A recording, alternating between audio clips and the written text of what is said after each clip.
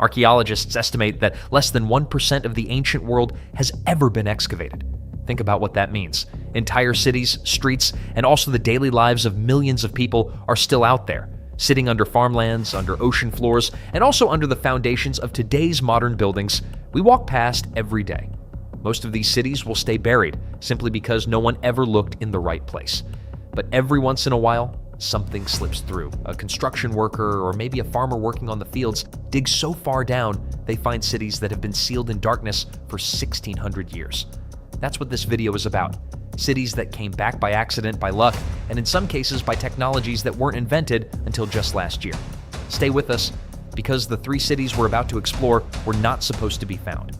History had written them off entirely, and the stories of how they came back are stranger than anything that was ever written about them while they were still alive. 1. Pompeii. For most of history, the story of Pompeii followed a simple arc where a volcano erupted, then the whole city died. End of story. That version is not wrong exactly, but it misses almost everything that matters. Pompeii was a prosperous Roman city on the southwestern coast of Italy. About 20,000 people lived there. They had bakeries, fast food counters, all that needed from a city. On August 24th, 79 AD, Mount Vesuvius erupted. The people of Pompeii had felt tremors for days, but they weren't alarmed because the area was a volcanic region and the earth moved here regularly. What they didn't know was that the mountain above their vineyards and temples had been building pressure for centuries. When it finally released, it shot a column of ash and superheated gas 21 miles into the sky. Pumice rained down all over the city. The sky went completely dark at midday. And then in the early hours of August 25th came what volcanologists now call pyroclastic surges, meaning walls of superheated gas and ash traveling at over 100 miles per hour. Pompeii didn't burn down. It was buried down below. Layer after layer of volcanic debris sealed the city under nearly 20 feet of compacted earth, and the world moved on without it for 1,600 years. Then, in 1748, a group of laborers digging a drainage canal near the town of Resina hit something that wasn't soil. They hit walls. No archaeologists were called to the scene. Then shortly after King of Naples, Charles III, recognized immediately that this was no longer a canal project.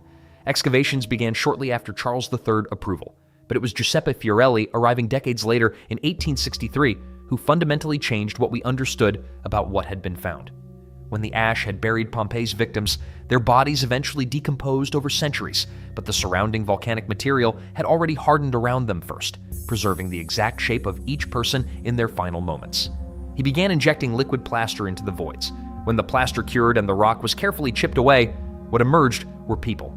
A man with his cloak pulled over his face, a dog still chained to its post, frozen in its final posture. And the cast that stops every visitor cold is a mother curled completely over her small child, her body arched around them in a gesture so specific and so human that it takes a moment to remember you are looking at the outline of someone who died 2,000 years ago. The volcano had erased Pompeii, but the same ash that killed it also preserved it, not just the buildings, but also the precise human shape of its last moments. Fiorelli's plaster casts helped to simply discover what was there. And today, archaeologists estimate that Pompeii is still less than 2/3 excavated, and that it is still giving things up. 2.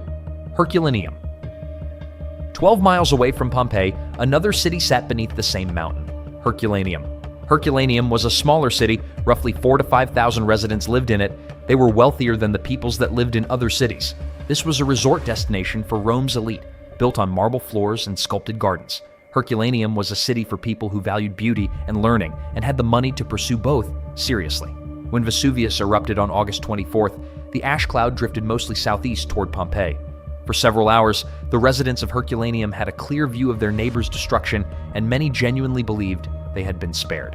Most fled to the shoreline, and crowding into the boat sheds, long arched chambers cut into the ancient seawall and waited for rescue ships to show up, but they never came. In the morning on August 25th, the first pyroclastic surge reached the city of Herculaneum. The temperature hit an estimated 900 degrees Fahrenheit. It was over in seconds.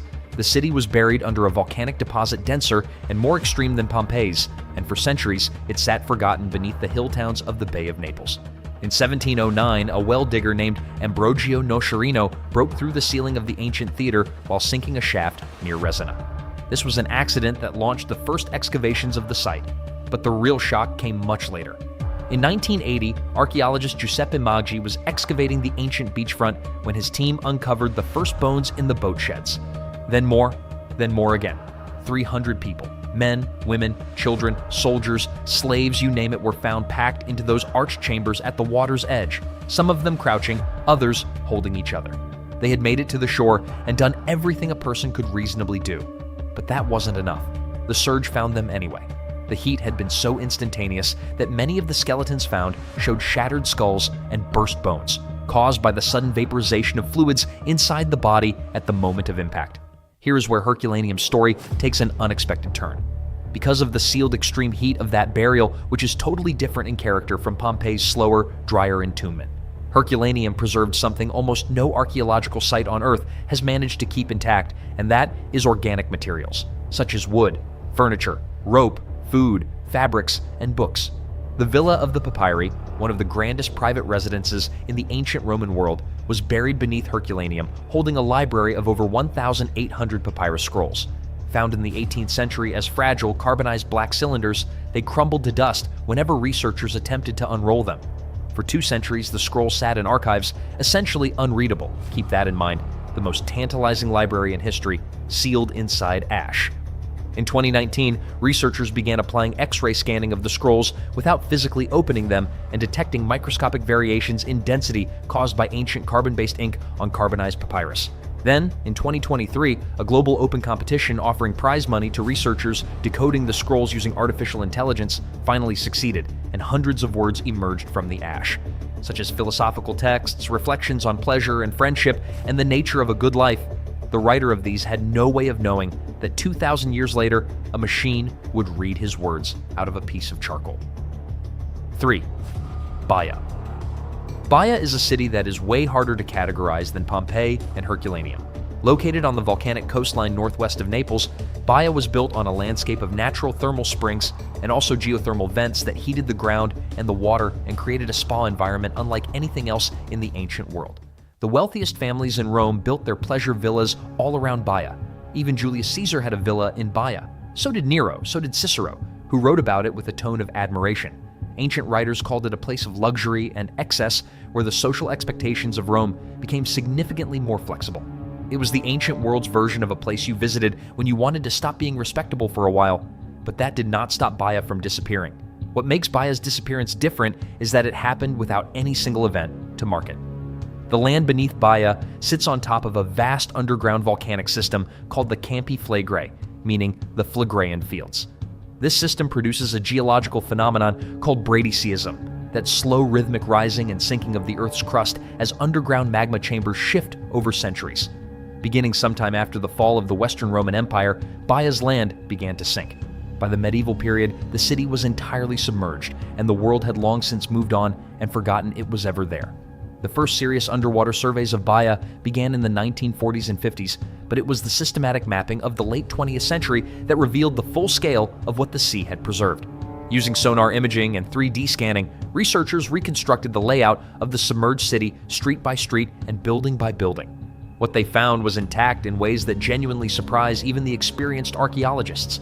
The floor mosaics are still detailed. Columns standing upright, statues of gods, emperors still standing on their bases 15 feet underwater. Some of the statues have been raised for conservation purposes. Many remain exactly deep down in the sea, exactly where Roman citizens once walked upon them. Here's the thing about these 3 cities. They were not rediscovered because someone went looking for them. Pompeii came back because a laborer was digging a canal and hit a wall. Herculaneum came back because a man sinking a well broke through a theater ceiling. Baia came back because a diver looked down at the right moment in the right place. None of this city's discoveries were planned, which means there are almost certainly cities still down there that are still sealed, still submerged, still waiting, that haven't had their accidental moment yet. We tend to think of history as the story of what survived, but what we've seen today is that survival is often just a matter of luck. The past is not finished with us. It keeps surfacing, and the longer we pay attention, the stranger it gets. If this journey into the unknown intrigues you, like, subscribe, and stay close, because the world is full of strange tales, and we're just getting started.